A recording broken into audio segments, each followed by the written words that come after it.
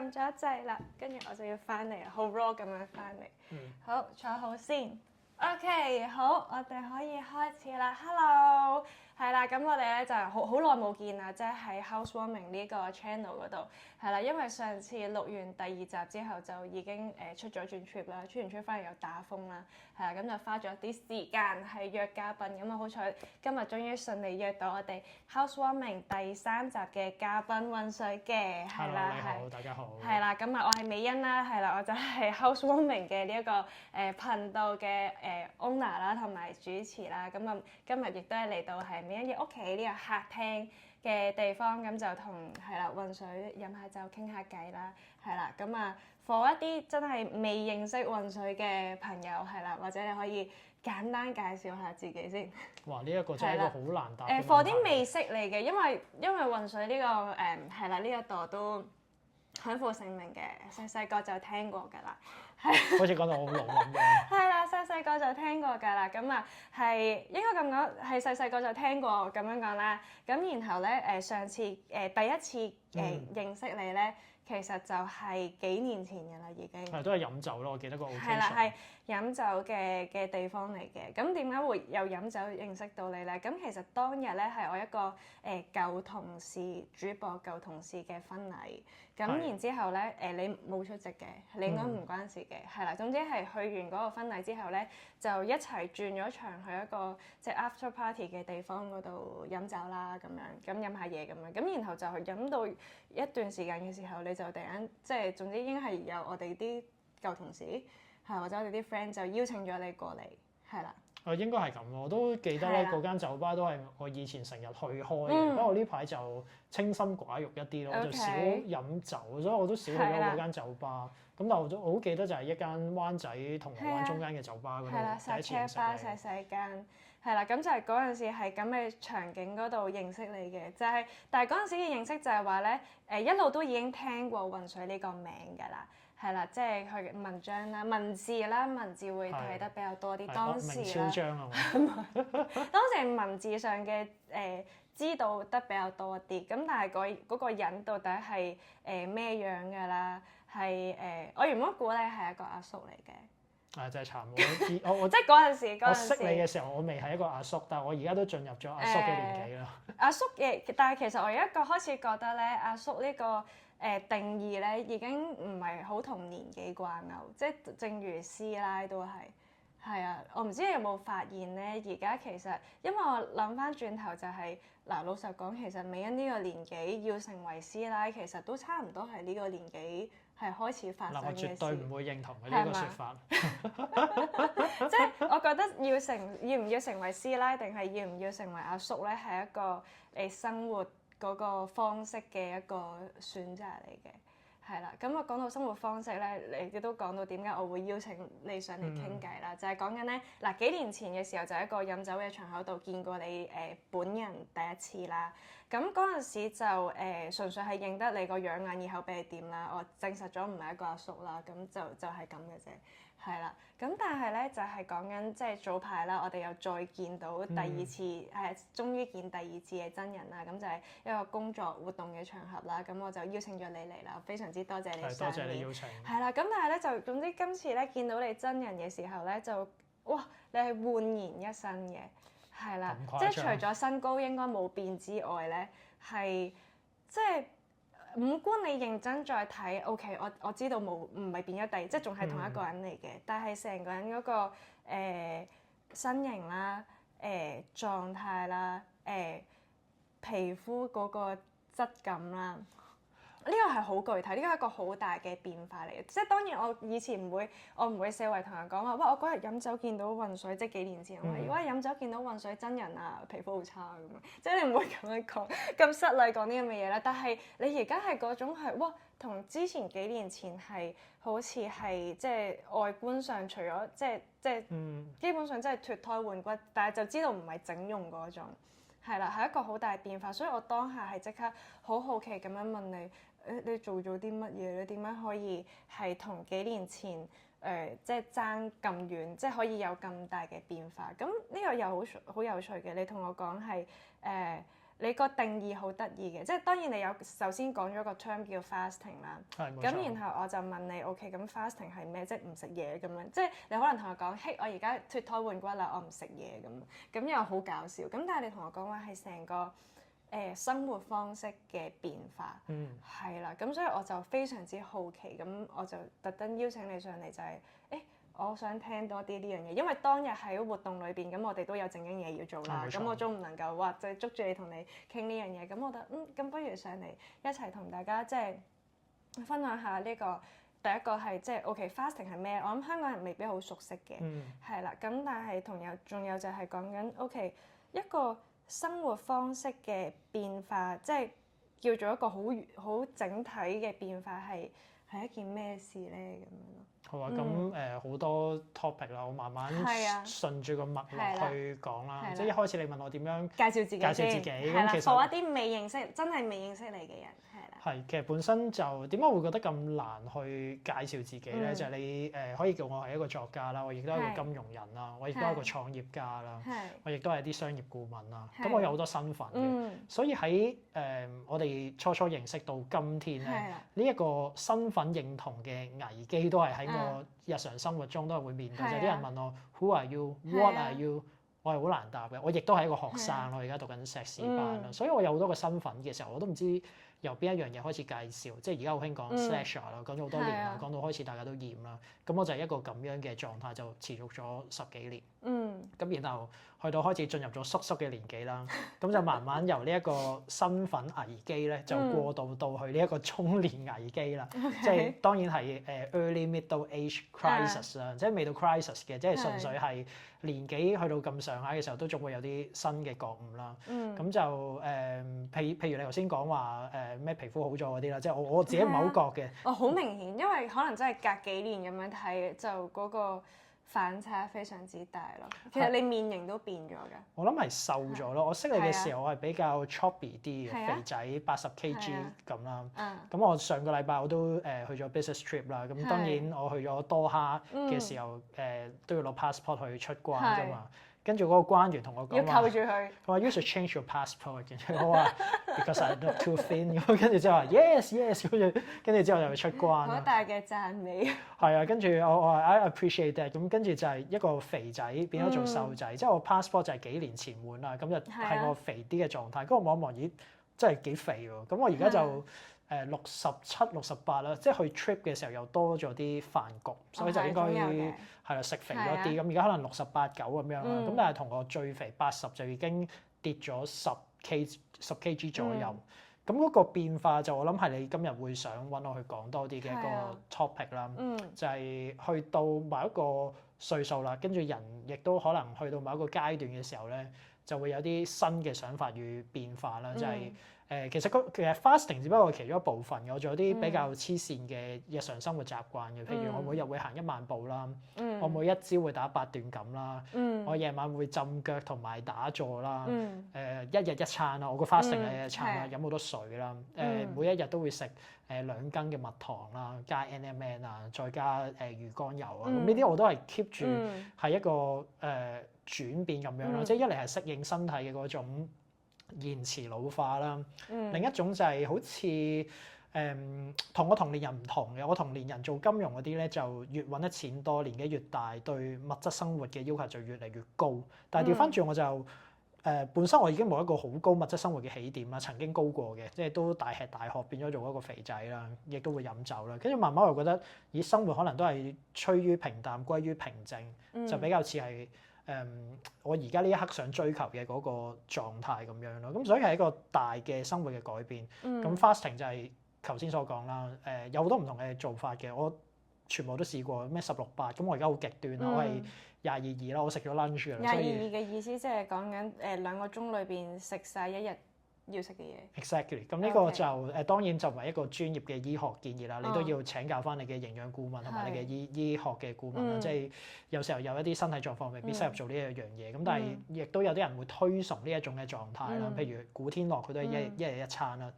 咁所以就係一個全方位式嘅一個身心靈嘅一個轉變咯，就係成個人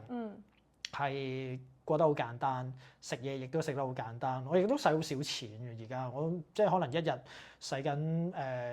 譬如我當我今日啦，我今日使唔夠50蚊嘅，即係 at this moment 使唔夠50蚊嘅。咁我諗我今晚搭乘車翻去，頂多都係10幾20蚊嘅啫，都唔會話好貴嘅。咁然後我亦都喺屋企唔開冷氣啦，我係零電費咗2年嘅，我臨超英階段。水費我就冇嘅，水費我一定要俾，因為即係夏天好熱，成日都要沖涼。咁但係零電費，咁即係成個生活模式我係完全去改變咯。酒我都少飲嘅，即係人請我就會飲咯，但係我自己唔會。係啦，我亦都唔會。呢個都係出 trip 帶翻嚟嘅。喂，買翻嚟嘅。如果唔係有你，我真係可能我呢幾日我都未飲過酒啊！真係全因為有你啫。幾日啫，即係有時都有啲飯局都避唔到嘅。咁所以就係一個全方位嘅生活改變咯，可以咁樣理解咯。我想知道係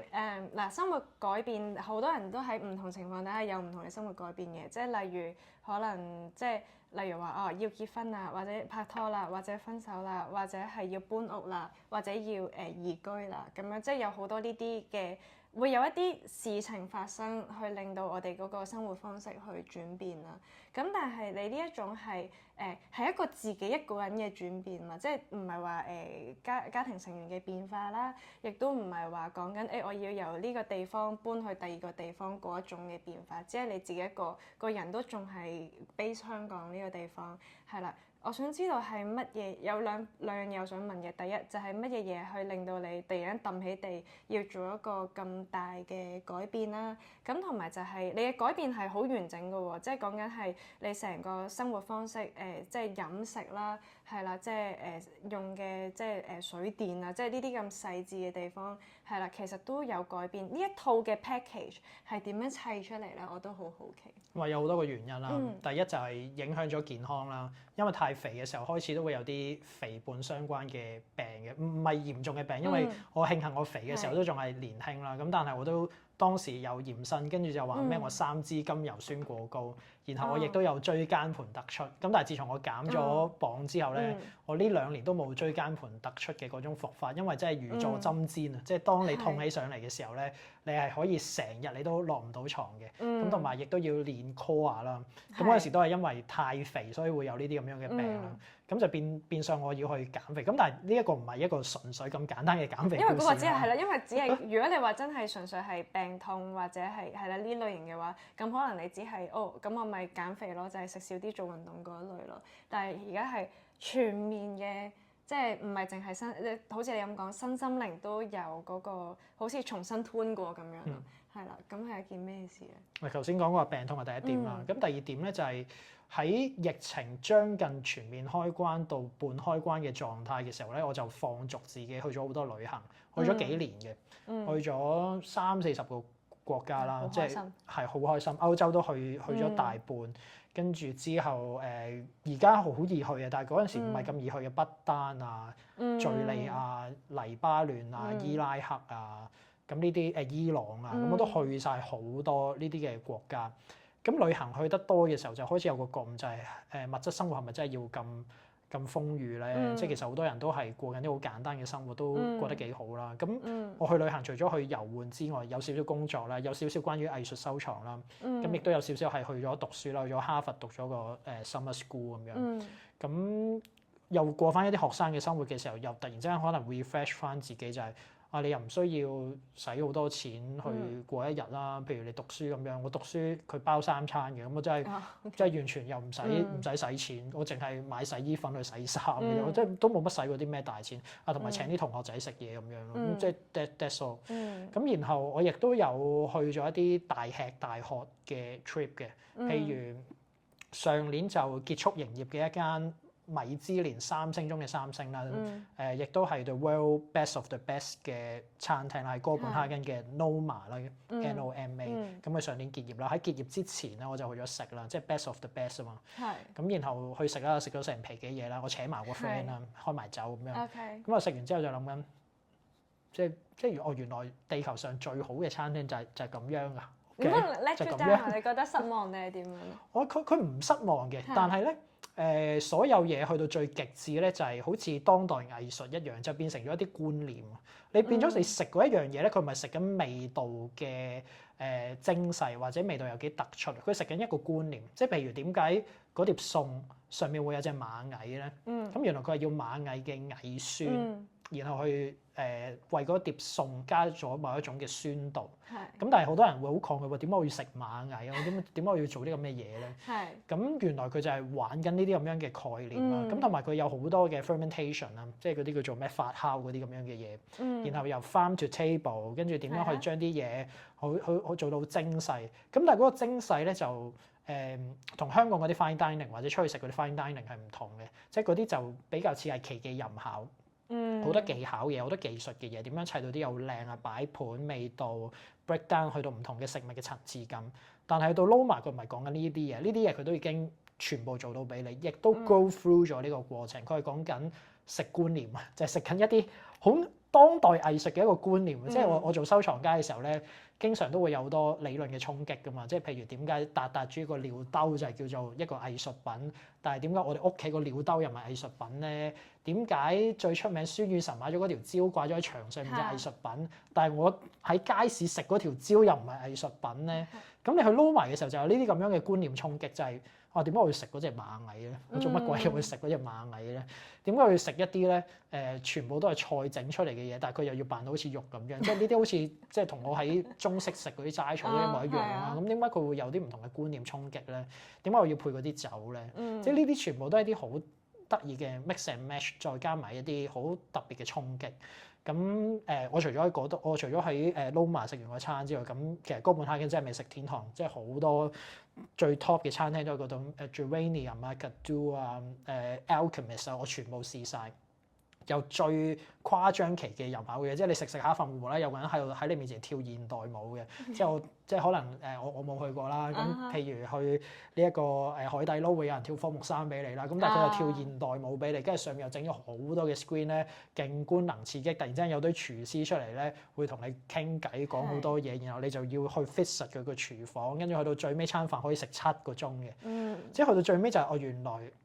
體驗嘅喎，即係譬如人都離不開衣食住行啦，咁我從來都即係衣能蔽體我就 O K 嘅，即係遮到身體 O K。咁食就係我最大嘅消費。咁但係原來食嗰座山我都已經行到某一個高點，咁我可以再行落去嘅，即係永遠一座山永遠都可以有更大嘅高峰啦。咁我行到去嗰個位嘅時候就係講緊，喂，我係咪要再行落去咧？我再行落去嘅時候咧，我就真係只能夠成為一個 foodie，然後係追蹤晒全地球100間餐廳。間你都食晒，間你都食勻，你甚至乎搞掂埋嗰啲嘅老闆，搞掂埋嗰啲即係同佢哋混熟啊，搞掂埋嗰啲廚師，然後揾埋個廚師嘅 provenance，佢喺邊度學藝啊，教咗咩徒弟啊，你係咪要做到咁 detail 先？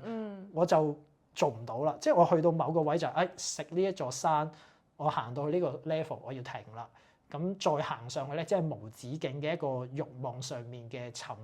積啦。咁我覺得，不如停一停啦。咁然後我有呢個咁樣嘅刺激之後，我又去咗不丹。咁不丹就係一個極度講佛教啊、心靈安靜嘅地方啦，由極縱慾去到極修行。咁跟住之後，成個人嘅觀念就開始有個改變，就本身我其實都唔係一啲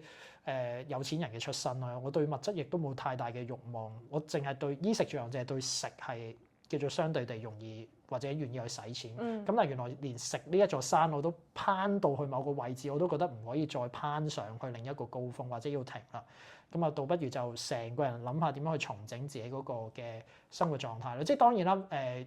呢一種生活狀態嘅影響係冇強迫嘅，即係我都唔會灌輸睇緊節目嘅你要相信我嘅價值觀啦，呢個唔 make sense 噶嘛。即係林超英都唔會逼人哋唔開冷氣啦，即係純粹我自己就係有個咁樣嘅轉變，咁我又覺得生活覺得簡單又幾好啊。多咗好多時間可以睇下書、睇下電影，即係我以前日日搭 Uber 咁，我而家 cut 埋 Uber，即係搭好長嘅交通工具啦。我會兜個圈搭船翻工，即係好誇張，就係喺船程或者喺嗰啲我搭叮叮搭好多嘅。咁喺叮叮嘅過程咪睇下書，即係有本書呢排呢幾年都成為咗呢個暢銷書榜，咩原子習慣啊嘛。佢都講緊其中一樣嘢就係你可能俾1個鐘嘅時間就遠離呢啲手機啊，跟住之後你沉澱一下自己睇下書。做下一啲發下吽哣都係個 meditation 嚟㗎嘛。咁然後等自己沉澱一下。咁其實我覺得呢一個狀態都幾好啦。即係有一啲逆境嚟到嘅時候，你如果個人過得夠簡單嘅話咧，你係更加容易去面對呢一啲逆境嘅衝擊嘅。即係可能譬如有錢仔佢有錢開嘅，突然之間同你講話，你下一日咧你成副身家冇晒㗎啦，你變乞衣，咁佢適應唔到㗎嘛。咁但係如果我本身我都已經係即係我唔係乞衣啦，咁但係我嘅生活過得簡單嘅時候，然後你同我講話，隨時做好準備做乞衣啊。係啦，做乞衣嘅話，咁我都唔 OK 嘅。咁但係起碼我個衝擊落差冇咁大，我好似人生比較容易去面對到一啲困境與逆境咯。你係覺得前面會有即係唔知啊？即係你睇呢個世界，你會覺得好似咦未來嗰個挑戰性會好高啊！大家面對逆境嗰個機率好大，所以你要做呢種即係生活方式嘅準備啊，定係點樣咧？有大格局有細格局啦。即係大格局就係好似我哋以前信以為真嘅好多嘅範式都喺呢幾年產生咗改變啦。譬如 let's say 疫情，我哋冇諗過會有一個咁大嘅災害係會令到人類文明停擺咗幾年㗎嘛。跟住疫情之後，亦都對於專業嘅嗰個反思係有好多觀念上面嘅突破與改變咯。即係原來醫生啊，或者醫唔醫生嗰啲嘢，佢講嗰啲嘢係咪真係當時候係啱嘅？即係我咪要將個討論 drag in 去到嗰啲咩疫苗唔疫苗嗰啲嘢。咁但係的而且確會有好多嘅質疑啦。即係有一個 term 叫做 technocracy 啊嘛，就係一啲科技官僚主義啊嘛，就係掌握咗某一啲技術嘅人，佢變成咗某一個官僚嘅時候，佢哋好似控制咗好大嘅話語權。咁呢一啲係一啲好政治哲學嘅觀念嚟嘅。咁喺呢幾年就不停係咁衝擊啦。再加埋let's say 簡單到可能以前就同你講話揾工買樓上車，跟住你嘅人生就行嗰啲四仔主義啦。咁但係你發現都唔 work 啦。呢幾年樓價跌到阿媽都唔認得啦。如果我買咗樓嘅話，我就真 PK 坐住喺度。係啦，即係其實呢幾年有好多觀念突破，都冇講話世界越嚟越紛亂啦。其實我哋已經享受咗超過70年嘅和平時代嘅紅利㗎啦嘛。咁但係而家亦都唔係一個好和平嘅一個時代啦，有好多國際關係上面嘅衝突咧。其實呢一啲嘢由大格局慢慢都影響到我哋即係安身立命嘅一個小格局，就係你點樣去面對呢啲嘅逆市嘅挑戰咧，或者一啲亂世中嘅一啲波動或者不確定性咧。咁唔好意思，因為我讀咗哲學，所以我成個腦會諗呢啲咁樣嘅問題。唔緊要，我哋都聽得明嘅話，你放心。係咁，所以就係咯，由大格局、大觀念、根深蒂固嘅嘢，去到今天就原來話俾你聽，全部都唔 work 嘅啦。咁價值迷失之下，你嘅存在到底點樣去應對咧？即係其實頭先我哋有唔同嘅危機嘅主題啦，由身份定型上面嘅危機啦，去到中年危機啦。而家就同你講緊一個亂局之下，你嘅存在